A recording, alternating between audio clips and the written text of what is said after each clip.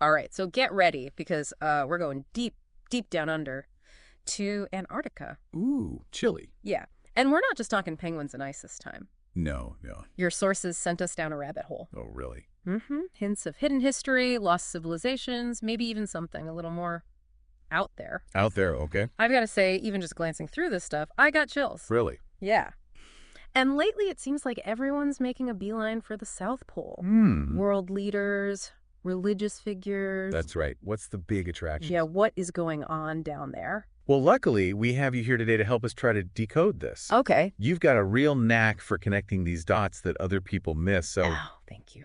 what do you think? What makes Antarctica such a hotbed for these theories and mysteries?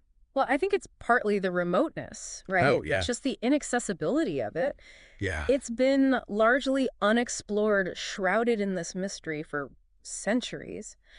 And so that blank canvas, it invites all sorts of speculation, theories. Yeah, okay, that makes sense. But let's get specific, okay? One of the first things that jumped out at me from these sources was Operation High Jump back in 1947. Now, we're talking 13 ships, 4,700 men. Wow. That's a massive, massive undertaking.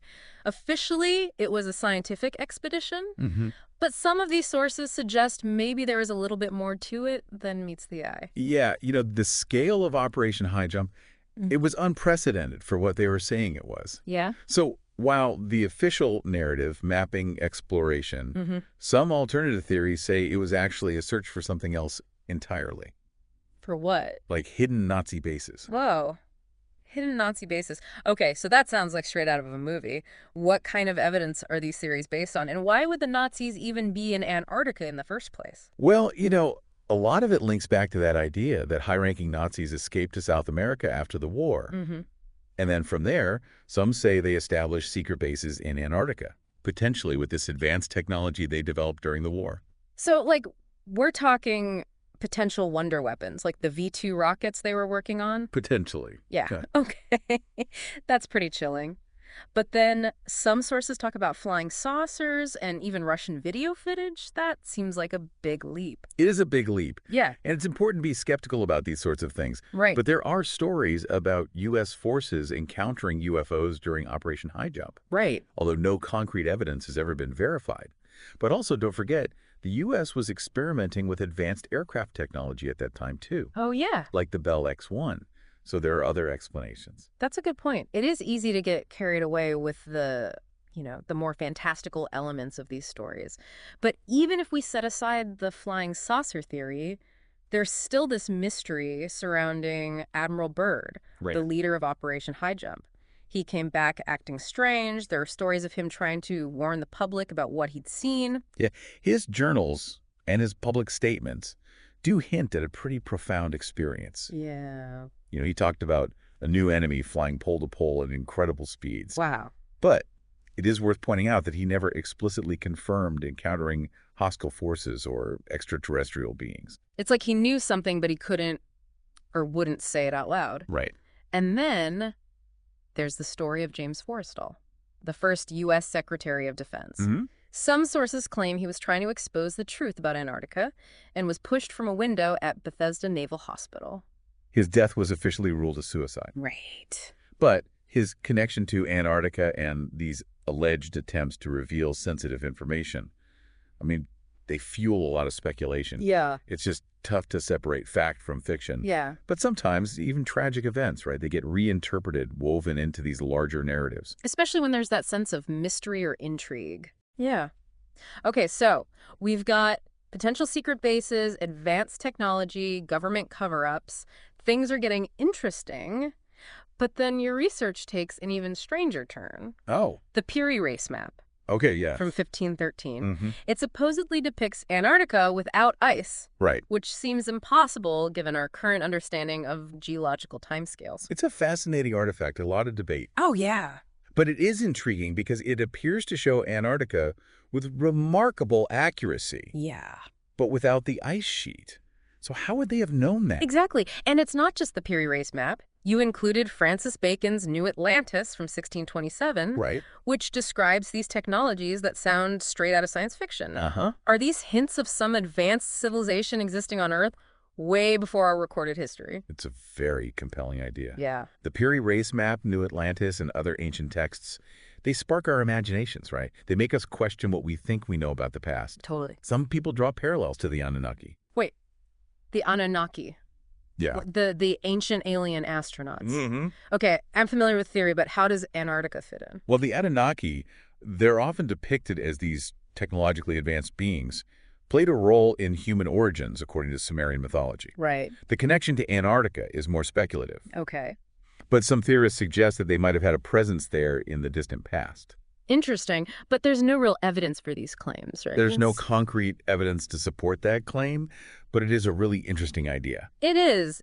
And it sort of sets the stage for the modern day intrigue surrounding Antarctica. I mean, you don't see world leaders and religious figures just casually popping down to the South Pole for a vacation. No.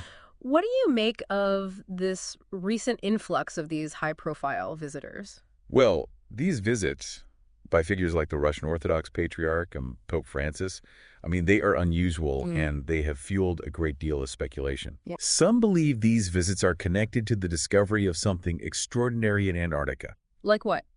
Perhaps evidence of ancient civilizations Okay. or even extraterrestrial life. That's a pretty wild thought. Speaking of extraterrestrial life, one of your sources mentions that the Vatican is preparing for the possibility of alien life. Oh, wow. And even considering whether aliens can be baptized, is this a sign that they know something we don't? Well, the Vatican's stance on extraterrestrial life has evolved over recent years. Okay. They haven't confirmed any specific knowledge about alien life, Right. but they have acknowledged the possibility, Yeah. and they have engaged in discussions about theological implications. I see. It's a sign of the changing times. Yeah. As science and religion sort of grapple with these potential implications of us not being alone in the universe. Yeah, it's a mind-blowing concept. And then there's this chilling claim What's that? about a universal religion, government, and monetary system being planned, Oh, right. orchestrated by these powerful entities in Antarctica. Yeah. What are we to make of that? Well, the concept of a one-world government or a new world order, I mean, it's been a recurring theme Yeah, it has. in these conspiracy theories and alternative narratives for decades. For sure. And the idea is that these powerful forces are working behind the scenes to establish global control. Right. Connecting it to Antarctica adds an extra layer. Oh, yeah, it does. It does. But it's important to be cautious about accepting such claims without solid evidence. Okay. I'm getting some serious chills here. It's starting to feel like something big is brewing down there. Something that could change the course of human history. It's certainly a possibility worth exploring, Yeah. but, it's also really crucial to maintain a critical perspective. Yeah, for sure. And to distinguish between speculation and substantiated evidence. Well said. This is already more complex and fascinating than I ever imagined. We've gone from penguins and ice to secret missions, ancient civilizations, maybe even something extraterrestrial. And that's just in a few minutes. I know. I need a moment to process all of this. Take your time. It's a lot. What's next on our journey through this Antarctic mystery? It is a lot to take in. Yeah. We've barely scratched the surface of this iceberg of mystery. Speaking of icebergs, it's incredible to think that Antarctica wasn't always frozen. Millions of years ago, it was a lush, forested continent. It's true. Hard to imagine now, looking at all that ice and snow. Right. But it was once teeming with life. Fossil discoveries have revealed this diverse ecosystem, plants and animals, including dinosaurs. Wow, dinosaurs in Antarctica. Yeah. Amazing. It really puts things into perspective, We think of Earth's history as static, but it's constantly changing. Absolutely. The Earth is dynamic. Continents shifting, climates fluctuating, life evolving over millions of years. And Antarctica, it really is a testament to that ever-changing nature. So, if Antarctica was once so different, is it possible it could have supported advanced civilizations in the past? That's a question that has intrigued researchers and theorists for a really long time. Yeah. While there's no definitive evidence of ancient cities or complex societies in Antarctica, the idea isn't entirely implausible. I can see why it would spark the imagination. We've already talked about the Piri race map, which seems to depict Antarctica with remarkable accuracy long before modern exploration. Right. And there are other ancient maps and texts that hint at the possibility of these lost civilizations existing in regions that are now, submerged or covered in ice. Right, exactly. These ancient maps and texts, while often shrouded in mystery and open to interpretation, Right. they raise intriguing questions about the extent of ancient knowledge and the possibility of civilizations in places we might not expect. It's like we're trying to piece together this giant jigsaw puzzle, but we're missing most of the pieces. We have these tantalizing clues, but it's so hard to know how they all fit together. It is. It is like a giant puzzle. Is it? And you know what? It really highlights the importance of approaching this topic with both curiosity and critical thinking. Yeah. We need to be open to new ideas, new possibilities, but also rigorous in our evaluation of the evidence. So how do we even begin to separate fact from fiction when it comes to Antarctica? Well, I think it's crucial to rely on credible sources, Right. to cross-reference information and be aware of potential biases. It's also really essential to distinguish between speculation and evidence-based claims. That makes sense. But let's be honest, sometimes the speculation is part of the fun. Oh, absolutely. It I- sparks our curiosity. It Yeah. makes us want to explore further. It's like we're on this intellectual adventure trying to uncover the hidden truths of Antarctica. It is an adventure. Exactly. Okay. Before we go too far down that rabbit hole, I want to bring us back to the idea of a universal religion, government, and monetary system. Okay. You mentioned earlier this concept has been around for a while, but what does it actually mean? Yeah. And how does it relate to Antarctica? Well, the concept of a universal system is complex and multifaceted. Some proponents envision a unified global society, Yeah. a single governing body, Okay. a shared economic system, common values.